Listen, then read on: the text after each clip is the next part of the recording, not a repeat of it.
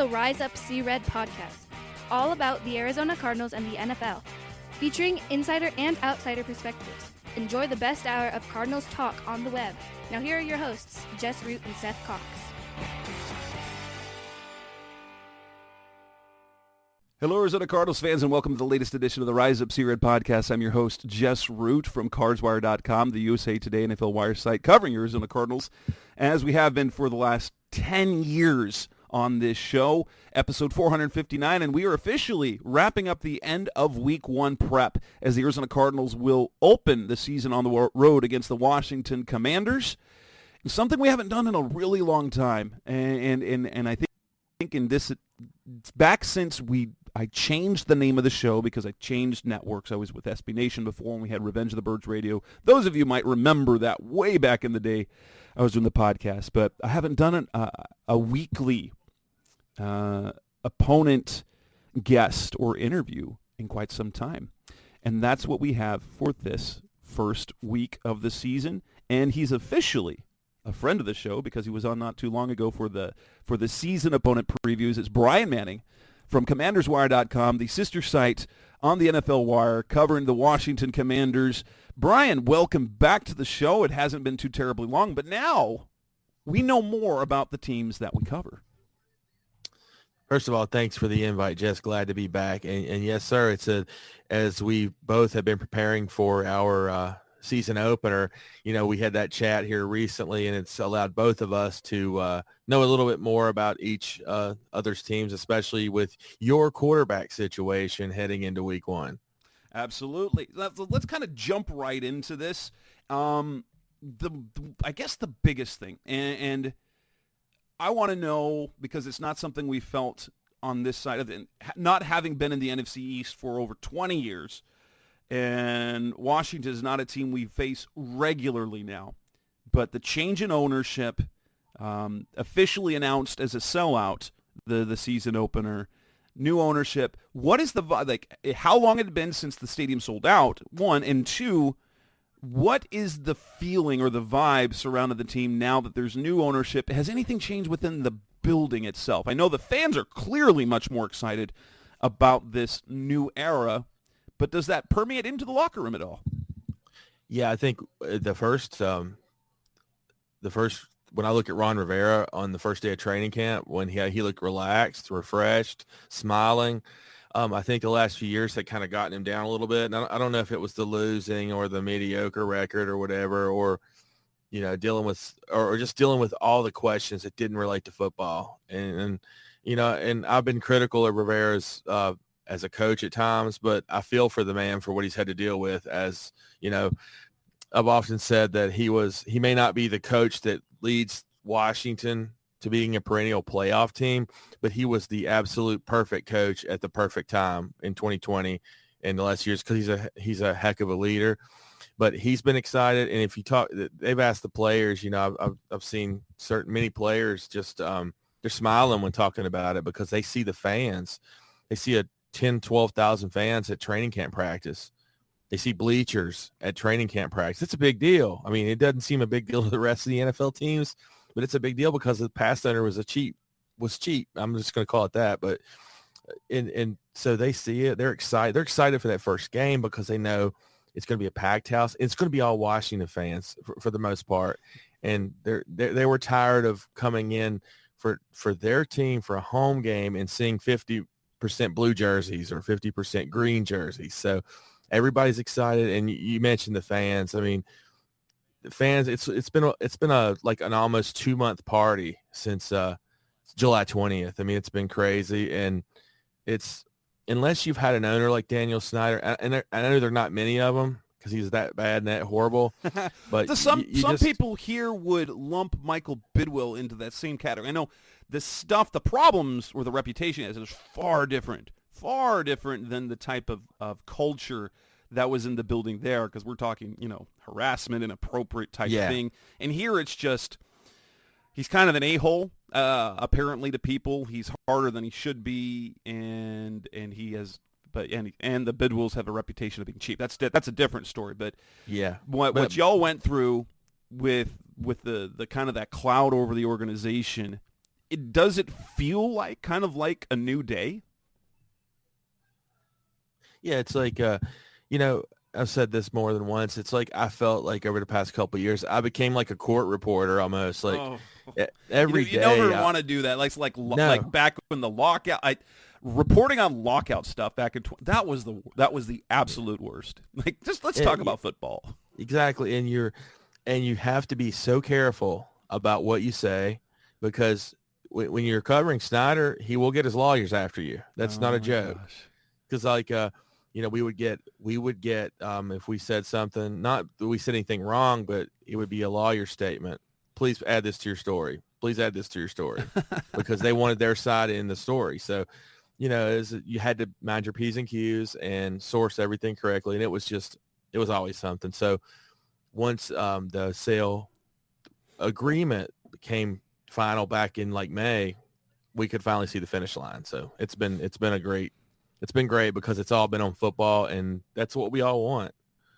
Well, now Washington, the Commanders, the Cardinals, two last place teams from last year, and largely are expected to be last place teams this year in their division, although at different levels of performance. Let's start with the quarterback. They named, after a competition between Sam Howell and Jacoby Brissett, I guess early in the offseason, I thought that Brissett might be the guy to win the job, but tell us, Sam Howell, is he ready?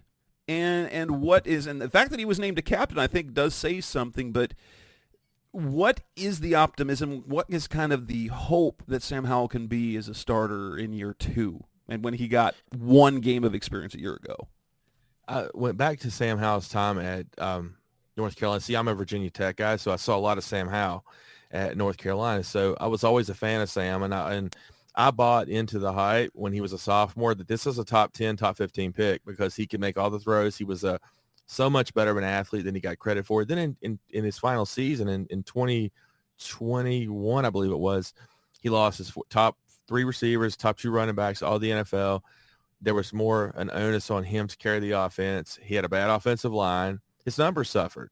And as the season wore on, he became more of a running back at the under center than he was a passer. So it dropped his stock. He's not the biggest guy. Like he's not small, but he's not, he's not the statuesque 6'5", 235-pound guy that teams want. But so there was a lot of reasons that knocked him. But he had some mechanical issues because he was an RPO guy a lot. So he stayed in shotgun so much, and so there were some issues there. But he worked all off season with once he met Eric Bieniemy, he worked with his personal quarterback coach on the offense, syncing his footwork up with the offense. Just the little things. And Eric Bieniemy has been extremely, praised him so much because he likes the fact that Sam doesn't repeat mistakes. He'll make mistakes. Everybody makes mistakes, but Sam will make mistakes. He'll make multiple mistakes, but he's not going to make that mistake again. Like, he would take a sack in the preseason week 1 game. The next play or 2 plays later, he connected on a huge 3rd and 13 play.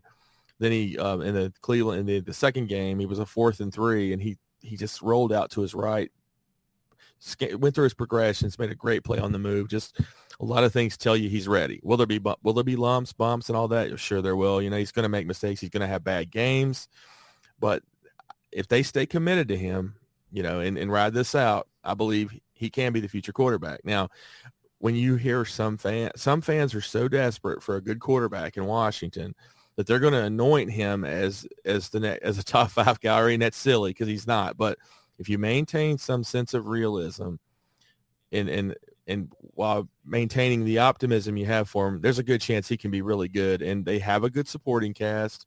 I worry about the offensive line, especially the offensive tackles, but I think optimism's high on Sam Howell, and I believe it's warranted.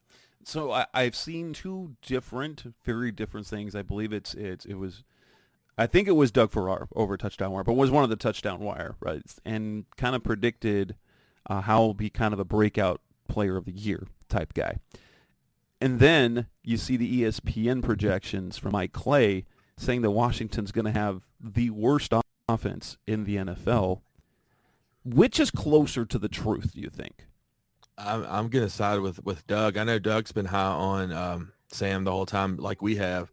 And no, I'm not. And the whole thing with that projection, I laughed, and a lot of our readers laughed at it because, I think some of our readers laughed and said, "Oh, he's stupid. They're going to be a top 5 offense." So let's not get carried away. But they're not going to be the worst. I would. We talked about wagering earlier. I would put anything that they're not the lowest scoring team at the end of the year. Now, Sunday's game, it may be a snooze fest. It may be ugly because it's first game. Both teams, you have a new era, a new coaching staff, and breaking a new quarterback, and it may be ugly on Washington's end. But as the season wears on, this offense is going to end up being solid. The weapons, if Terry McLaurin, Jahan Dotson, Curtis Samuel, those guys stay healthy, what a heck of a group of playmakers for Sam Howell. And that's not even including Logan Thomas, who's no slouch. And then they have Cole Turner, a second-year tight end. So he's basically a big receiver. Sam's got a lot of confidence in him. I'm a big fan of him. And the fourth receiver is Diami Brown, who had 2 1,000-yard seasons with Sam Howell at UNC. Diami's a deep guy, and these together, it's going to be a solid offense, and so much depends on Howell. And I get the skepticism nationally that they're willing to rate Washington low until Howell proves it, and I get that. I mean, saying they're going to be the worst offense, I think, is silly. It's clickbait to me, but I mean, everybody's entitled to their own opinion. But no, I think they're going to be pretty good. But Bieniemy is going to do things to get the ball in their hands. He's going to do things so Sam's not holding the ball for 3 and 4 seconds, like the shorter stuff. Get the ball in Terry's hands. Get the ball in Jahan's or Curtis's hands quick. Let him run after the catch. Those are things that the previous offensive coordinator didn't do. It was long developing stuff. Let's get the ball into your playmakers' hands and let them work. And Sam is good about setting guys up for yards after the catch. So there's a lot of reason for optimism there. And like you mentioned, Logan Thomas, and Logan's healthy, and they took it easy on him. And Logan's a big target. I think Logan pretty well. We do. He was a quarterback here and not very good. He was not a good quarterback. I covered his time at Virginia Tech, and I remember him coming out of high school, and if he could have been a tight end, he was supposed to be a tight end at Virginia Tech. Yeah. And if he could have stayed at tight end, this guy would have made millions upon millions of dollars because he had the natural ability to be a great tight end. And the thing was, he was a pretty good college quarterback. He was. I remember when they drafted him, is that he has franchise quarterback potential with the size, the athleticism, the dynamic arm strength. Oh my gosh!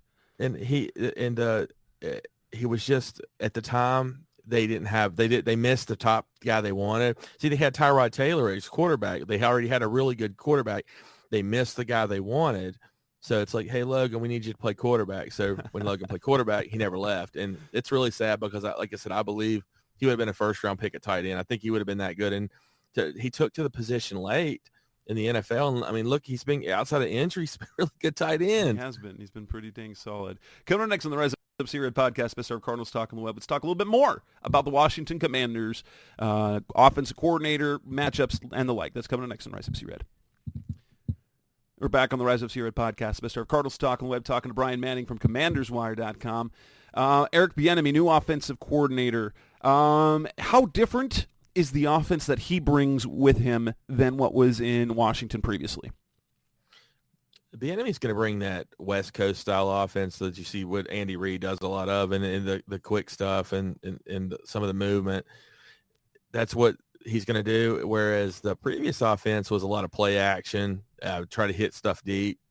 And Bieniemy's not going to be afraid to take deep shots, but it's going to be more quarterback friendly. This offense will be, and when you have a young quarterback, you want an offense that's more quarterback friendly. So Bieniemy has a lot to prove. That's why I think him and Sam Howell and Ron Rivera, they're like the 3 perfect matches for each other because they all have so much to prove. Rivera needs Bieniemy to save his job, quite frankly, and because with the new owner especially, but and he may even, there's rumors here that he may be the guy to replace Rivera. I mean, we're away from that. We're away from that, but then you have Howell, there's a lot of reason to be optimistic. There's a lot of we're going to find out who Eric Bieniemy is this year, and I think that's a good thing. I think he's a pretty darn good coach, and the early indications are it's the little things. The offense looks so much better, and it's just that he he caters the offense to the skills of his players, and that's not what happened before. It's amazing that Terry McLaurin had 1,000-yard seasons with trash quarterbacks and horrible offensive structure. I mean, it really was, and it's a testament to how good Terry McLaurin is. If we look at now, I want to talk just starters. The preseason is hard to gauge anything, but with that, based on what you saw from the starting offense and starting defense, what did you learn about the 2023 version of the Commanders? As much as you can learn from preseason snaps from the starters. You're right. The preseason is so overrated. The Washington went 3-0, and nobody takes that serious. I mean, because the Cardinals had, I remember 4-0 preseason seasons when they won 4 games the rest of the year. And I get fans being excited. I mean, because Washington fans deserve something to cheer for. And if it's a 3-0 preseason, leave us alone. No, but in all seriousness, I saw the Ravens. They were butthurt over that winning streak. I mean, I've never seen anything like it. I mean, they were literally crying about it on their fans, and so they were really upset over that streak. And Washington went up and had 2 days of practice with them. This is where I gauge. This is how I answer your question. Washington went up and had 2 days of practice with the Ravens. The Ravens are a first-class organization, and by all accounts, Washington held their own in some fashions. Washington got the better of those practices. You're going to hear both sides, but I'm confident saying Washington had held their own. And in years past, if those two teams would have had a joint practice, the professionalism from one side or the other would have been evident. Like, this team doesn't belong on the field with this team. That wasn't the case this summer, and that's a positive sign. Sam Howell had a good practices and a good performance against their defenses. Like, I know in the preseason game they didn't really play any starters. Baltimore didn't, but Sam was like, he was outside of the sack. One of the sacks he took, he was almost perfect in that game, precision with his receivers. But as far as the defense goes, everybody's so low on the offense, and they're hyping up Washington's going to be top 5 defense. I've seen enough over the years to know we're going to be disappointed in this defense. There's just something. No. As good as Jonathan Allen and Deron Payne and Montez Sweat are, and trust me, I'm telling you, they are awesome. And we're still waiting on Chase Young from 2020. I mean, we're 3 years past that now. And then there's the safeties, man. I love the safeties: Cameron Curl, Derek Forrest, Percy Butler, the corners, but the linebackers are dreadful. And you get Jamin Davis has potential to be good, but I just think when I say we're going to be disappointed defense, I'm not saying we're looking at a bottom 5 defense, but I think the projections of top 5 are going to be too high. I think this ends up being a top 12, top 14 defense, which if the offense improves to 16th, 18th, that might be that's going to balance itself out. Yeah. And you're going to be a 8-9 win team, which is what I see this team being eventually anyway, somewhere in the 7 to 9 win range. So as we look at the Cardinals and Commanders, where are the matchups that what are the most intriguing matchups for you individually or positionally? And is there any particular matchup that, and I know the perception of the Cardinals is there probably aren't many matchups that worry other teams while Kyler Murray's out, but what matchups are you excited to see? And is there any particular matchup that you worry about against Arizona? I want to see your offensive line. I don't know. I don't have an insider perspective because I think it's going to be interesting to see. I'm a big fan of Paris Johnson. I liked him coming out. I want to see how he holds up against what I believe will be Montez Sweat for the most part. And it'll be a tough test for Paris Johnson, but I want to see how he holds up, and I think he has a chance to have a really good career. Defensively, obviously, I'm a fan of Budda Baker. I'm sure you guys are too. I don't know exactly what, I'm anxious to see him play. And as far as the skill talent that you guys have, I'm not too familiar with a lot of the matchups with the skill players. Look, offensively, they're not terrible. Hollywood Brown, he showed he could be a number 1 receiver. Zach Ertz, if he's out there, like you've know Zach Ertz from his time with the Eagles. We're very familiar with Zach Ertz. James Conner, he's an average to above average starting running back. But then you had nose for the end zone. Yes. Josh Dobbs. When you get Josh Dobbs at quarterback, that kind of changes the whole outlook. Defensively, the Cardinals are going to be interesting. But I will say this. I know that it's as tough a matchup as you can have early on, but it will test the Cardinals' offensive line, which 4 out of the 5 positions you feel pretty good at. And the center's a big question mark because it's a guy named Yilda Frohold. He started 4 games for the Browns last year. I think it was 6 games, but he started 4 at center. And he's never been a starter before. He's been a replacement guy, but he's been pretty dang good all offseason. DJ Humphries, good left tackle. Paris Johnson, promising tackle. Will Hernandez, a really good guard, mauler. Elijah Wilkinson played for the Falcons, pretty solid. And then the question mark is how does Froholt hold up? And that's as tough a test as they're going to have early on in the season is against that defensive front. I'm intrigued to see how they hold up because if that defense overpowers significantly what the Cardinals do offensively, then I think it could be an ugly game. But I don't think that will be the case personally. How do you feel about your edge rushers? They are, I don't know, because Zaven Collins, former first rounder, he was playing off ball before. So he's got the size and athleticism to come off the edge, and he's really strong. They got second round pick B.J. Ojolari, only played a handful of snaps in the preseason, but he was outside of Will Anderson was the most productive, not sack-wise, but overall pressure-wise, pass rusher in the country over the last 2 years. Cameron Thomas, third-round pick a year ago, was the most productive overall pressure producer in college football his last year of college, and so there's some promise there. But they're not proven in the NFL, and so it's hopeful. That's an area where I think the Cardinals can exploit Washington because there are questions about Washington's offensive tackles. Now, the guards, there's questions about the guards because both guards are former draft picks as offensive tackles. Sam Cosmi, he'll be playing right guard. In 2021 was a second-round pick at right tackle. They've moved him inside because he has trouble with that. He had trouble with guys off the edge, but playing inside, he mauls people, and he's got the athleticism to get out and pull. And as far as Sadiq Charles is – they've just been waiting on him to be healthy. And, Mark Schlereth, who's obviously works for Fox now, a long-time former player, played for Washington. He's been a big fan of Sadiq Charles. So I feel pretty good about the guards, but the tackles, that's an area that Arizona could exploit. I think you're going to learn a little bit about your edge rushers on Sunday. That's good. That's fantastic. I'm particularly intrigued with the number 1 matchup because it looks like McLaurin's going to play. He was a full participant in practice on Thursday, so it would appear that he's trending towards playing this weekend.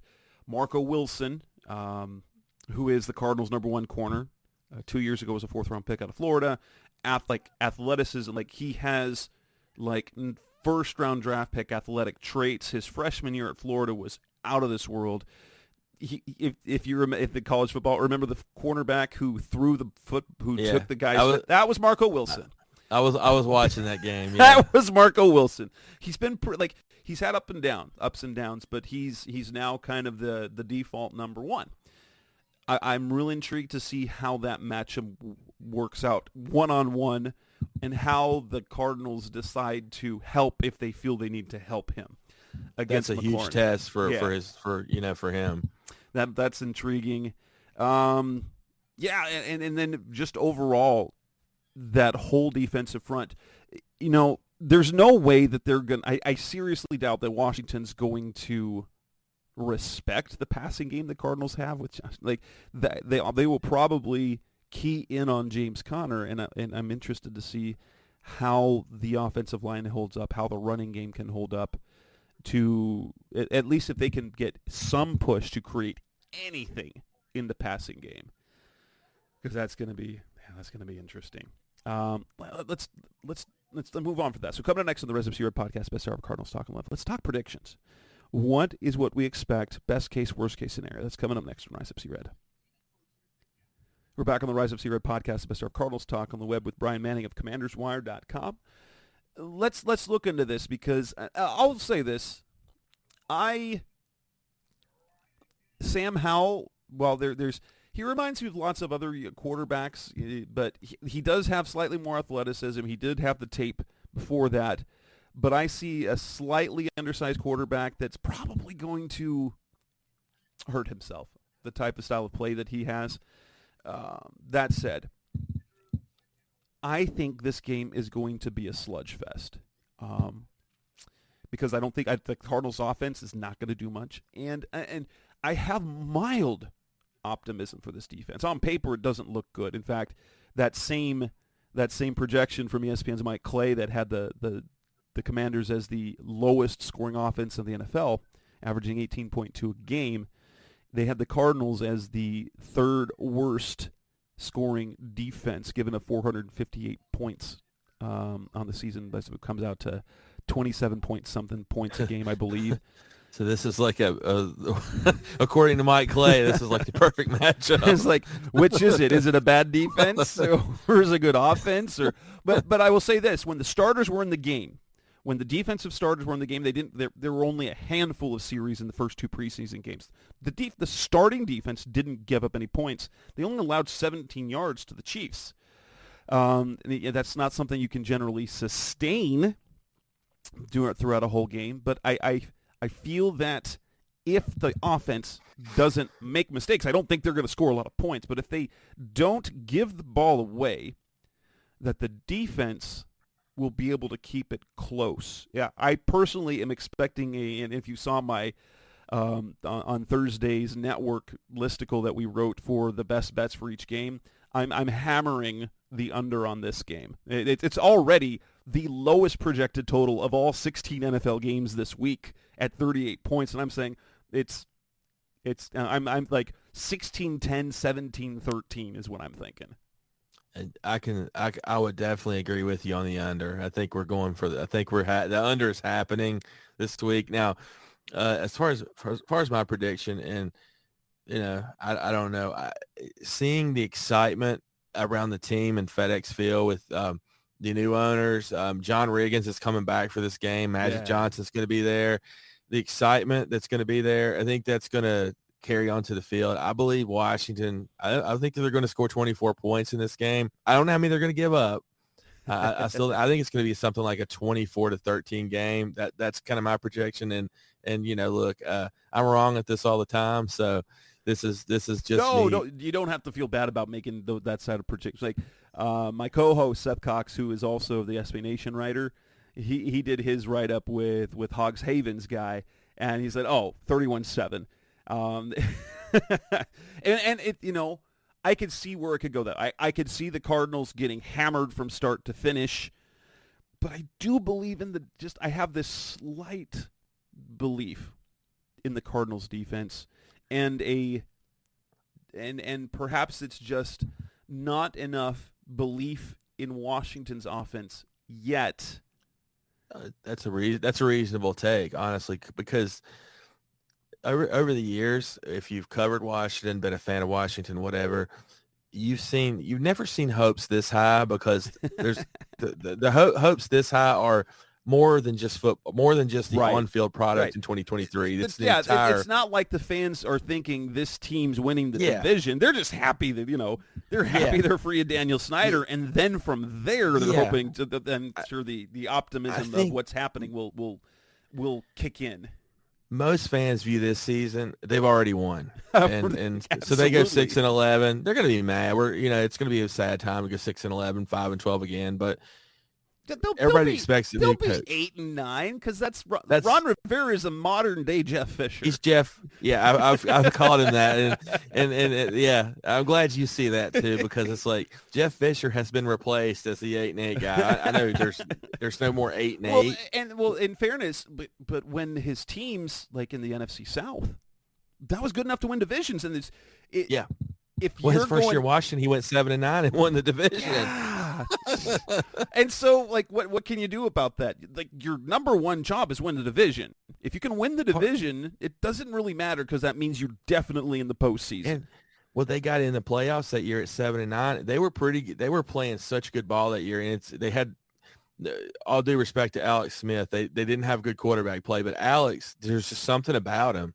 There's just this, he's leadership, and he was clutch. I mean, he was clutch. He just wasn't, and this was before he ever was hurt and after he came back. His story's amazing. And how can you not love Alex Smith? But they didn't have great quarterback play, and they just seemed to make plays. The defense made plays. I mean, the receivers would step up, make plays. That team was fun. And then when they got into the playoffs, they took Tampa Bay, who won the Super Bowl that year. They took them to the limit with a guy who signed off the couch at quarterback. I mean, it was something else. Was that did Heineke do that game? Yeah, that was Heineke. Because Heineke's so fun. Heineke is, gosh, what a quarterback to have who's like, he's not good, but they do well when he's in the game. Here's the take. Heineke, if you follow Washington enough, you know that whoever's at quarterback, it's a 50-50 split.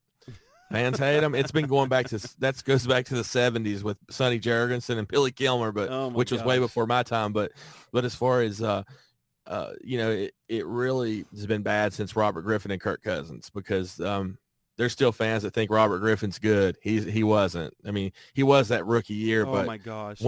That's the one fear I have about Kyler. What if he RG3s? Yeah. And Kirk, I mean, everybody saw, Kirk takes a lot of crap, man. And I think a lot of it's unwarranted. He's not a bad player. Good quarterback. Yeah, that's a perfect description. He's not a winner, but he's not a loser. And he puts up numbers. And that game when he came back to FedEx Field last year, he was Deron Payne was laying him. He was hitting him in the ribs, and Kirk was taking his shots and hitting dimes down the field. I mean, it was. You watch him, he's like, is he a good quarterback? But then you look at his year, like, he's a good quarterback, and then you watch him play. Is he a good quarterback? Yeah, that's the perfect. And the fans that hate Kirk, which I don't get why people hate him. Every social media wants to make everything personal, and I don't get it. But with Kirk, it's like, I bet you'd love to have Kirk back, whether you want to admit it or not. Over the past 5 years, you'd love to have Kirk with some of the defensive play you've had over the past 5 years. Of course, if you had Kirk, you couldn't pay those defensive guys. But it's the quarterback debate is always ongoing. It's crazy, and it's just I guess it's probably not just a Washington thing, but it sure feels like it. That whole time was interesting, but yeah, absolutely. So the Commanders are 7-point favorites, and favorites, and it sounds like you think that they will be good enough. And normally, I do like especially in a home opener, I like the juice that a home crowd can give an underdog or a favorite in either direction. And so you've got them winning 24-13, where they would both win, cover, and still hit the under. Even with 24 points, that's still a pretty productive offensive day with your defense doing what it does and against what is expected to be a barely passable offense for the Cardinals. I'm not super optimistic about this with Josh Dobbs. And it's not like Colt McCoy was doing good things. I just think Colt McCoy, even at apparently he was... Jonathan Gannon, who doesn't say bad things about players, basically came out and said Colt was washed up because he ran the first team offense all offseason. And then Gannon came out when they cut him, and they're paying him $2.25 million to stay at home because that's guaranteed salary. He said, it wasn't anything to do with what Colt didn't show us. He showed us everything he showed us everything that he had. And it wasn't good enough. And so they went and traded for Josh Dobbs, who has 2 starts in 6 seasons. I'm expecting, best case scenario with Dobbs, is that the Cardinals look offensively the way the Seahawks did 2 years ago with Geno Smith at quarterback for those 3 games. Not the last year Geno Smith when he was fantastic, but the the one that the offense was barely hanging on. And my hope is that the defense is better, is scrappier, and can keep things close. I have the Cardinals covering, but it won't be a pretty game. I haven't decided whether I'm going to say 17-13 or 16-10 is kind of my pick. Still reaches within that 7-point spread where I can give the Cardinals the cover and definitely the overhitting. But yeah, I'm super intrigued to how this goes. I'm not super optimistic about the Cardinals prospects in the meantime because Dobbs might know the offense, but he's definitely not a playmaker, and it's just a matter is how well does he manage the game? Like, can the offense do anything at all? And if, at least at minimum, avoid mistakes and please make a couple of plays. Yeah. I'm hoping. Yeah. But that's so we got 23-14 is the prediction from Bryan.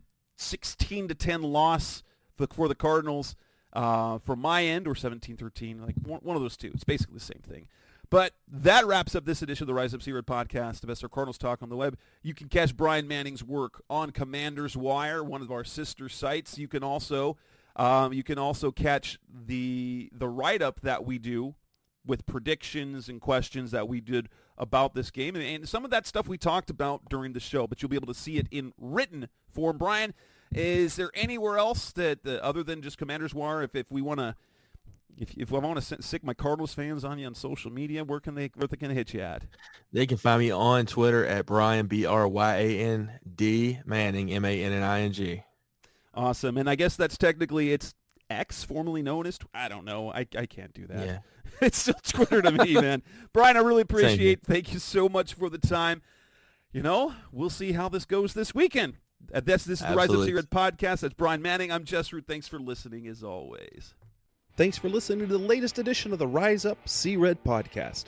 Listen to previous episodes and subscribe to the show on Apple Podcasts, Stitcher Radio, Audioboom, or many other podcast platforms so shows are delivered directly to your mobile device.